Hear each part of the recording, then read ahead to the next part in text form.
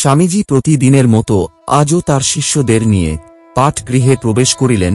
তারপর তিনি জিজ্ঞাসা করিলেন, কাল যে বেদান্ত দর্শনের উপর আলোকপাত করা হইয়াছিল সে বিষয়ে কাহারও কোনো সংশয় আছে? তখন একজন উঠিয়া বলিলেন, মহারাজ, আমার সংশয় এই যে আদিতে কি ছিল এবং বিশ্বব্রহ্মাণ্ডের সৃষ্টি কিভাবে? স্বামীজি একটু চুপ থেকে বললেন, বেদান্ত দর্শনে আমরা দেখিতে পাই যে পৃথিবীর অন্যান্য গ্রন্থে নিবদ্ধ ভাব অপেক্ষা সম্পূর্ণ পৃথক একটি ভাব বেদান্ত দর্শনে আছে। অন্যান্য গ্রন্থের মতো বেদের প্রাচীন অংশে একই প্রকার অনুসন্ধান চলিয়াছিল, সেই অনুসন্ধান ছিল বাহিরে। কতকগুলি প্রাচীন গ্রন্থে প্রশ্ন তোলা হইয়াছিল, আদিতে কি ছিল? যখন অস্তি বা নাস্তি কিছুই ছিল না, যখন অন্ধকারকে আবৃত্ত করিয়াছিল, তখন কে ওই বিশ্ব ব্রহ্মাণ্ড সৃষ্টি করিয়াছিল? অতএব অনুসন্ধান আরম্ভ হইল। দেবদূত, দেবতা এবং আরও অন্যান্য অনেক বিষয়ের কথা বলা হইতে লাগিল।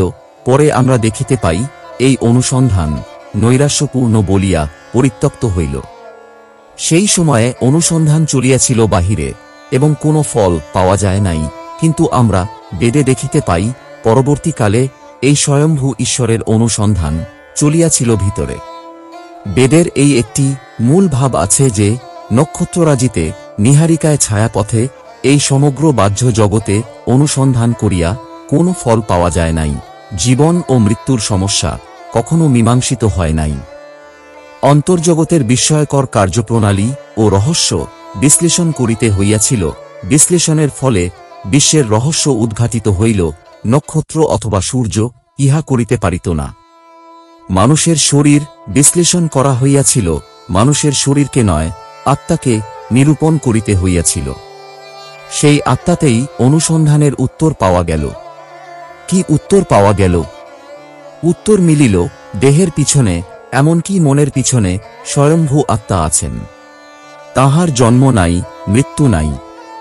এই স্বয়ম্ভূ আত্মা সর্বত্র বিরাজমান, কারণ তিনি অমূর্ত। যাহা নিরবয়ব, নিরাকার, দেশ বা কাল দ্বারা অপরিচ্ছিন্ন, তাহা কোনো স্থানে অবস্থান করিতে পারে না। ইহা কি রূপে পারে? আত্মা সর্বত্র বিদ্যমান, সর্বগ, আমাদের সকলের মধ্যে সমভাবে অনুসূত।